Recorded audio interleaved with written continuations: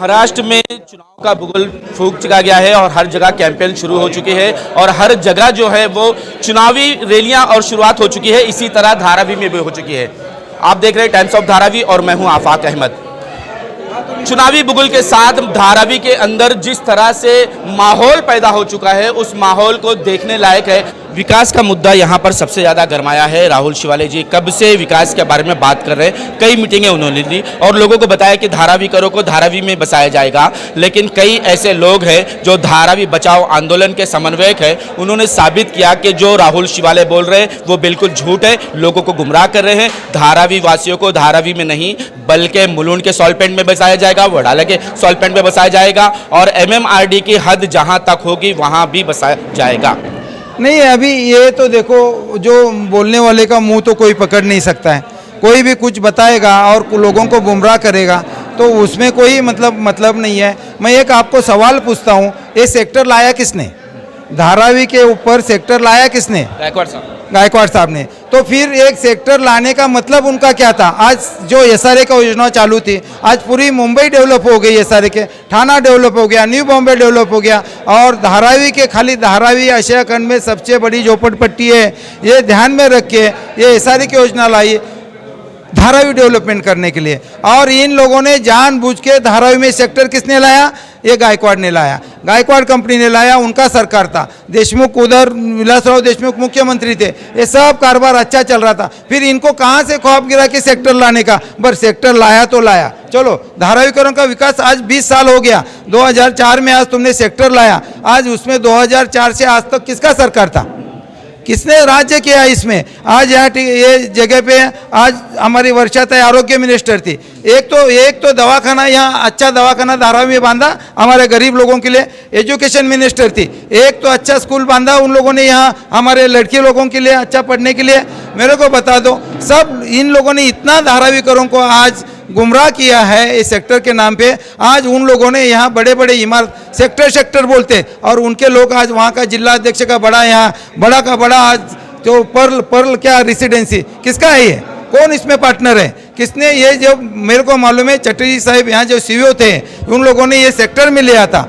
क्या एप्पल तो निकाला किसने सेक्टर के बाहर है? ये गायकवाड़ ने। इसने जाके खुद गायकवाड़ साहब ने मुख्यमंत्री के पास जाके ये रिवर्स किया, फाइल निकाल के देखो उसका। तो गरीब लोगों को तुम झोपड़े में सड़ाएंगे, खुद के लिए ये स्कीम निकाल के आज तक तुम काम करते रहेंगे, लोगों को फंसाते रहेंगे। ये कहाँ चलेगा तुम्हारा? सर, गायकवाड़ साहब ने जो सेक्टर बनाया था वहां पर तो उन्होंने सरकारी संस्था लाके रखी थी, SRA को लाके रखा था। लेकिन आपने जो काम किया है उसमें तो अडानी को लाके रखा है, प्राइवेट बिल्डर को लाके दे दिया, 80% उनको दे दिया है, 20% सरकार के हाथ में रखा है। क्या इंसाफ है क्या ये? मैं तुमको एक पहला बोलता हूँ, आपने बोला कि ये संस्था SRA संस्था लाई थी। SRA संस्था के ऊपर सेक्टर किसने लाया?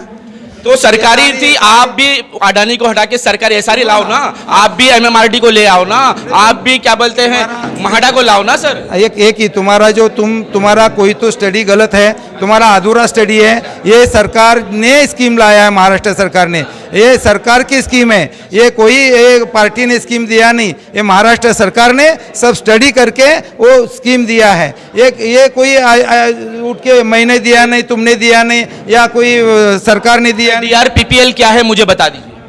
DRPPL क्या है? मतलब DR क्या? DRPPL में जब जिसका विकास है, बाकी क्या? या फिर आपकी स्टडी नहीं है सर, ये है Dharavi redevelopment project private limited किसी सरकारी का नहीं होता, ये अडानी का है। सुनो, मैं तुमको बोलता हूँ, यहाँ एक कॉन्ट्रैक्ट दिया जाता है, वो कंपनी को दिया जाता है।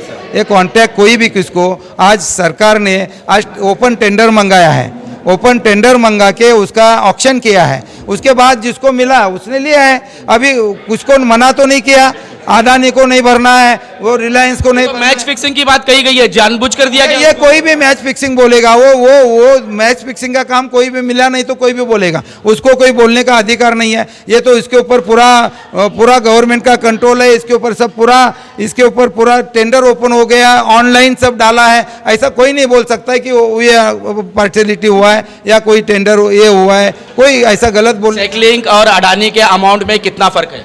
नहीं, मैं तुमको बोलता हूँ, साइकिलिंग अडानी का जो कोई भी काम जो करने का नहीं, अभी 10 रुपए का इधर चले बोला 1 रुपए में देता हूँ, उसको देना कि नहीं है तो हम बहस खत्म करते हैं। धारावी का विकास आप किस तरह से करेंगे अगर आपकी सरकार आती है, दोबारा राहुल शिवाले आते हैं तो? मैं तुमको बोलता हूं कि राहुल शेवाड़े तो 1001% चुन के वापस आने वाले हैं, उसमें कोई डाउट नहीं है।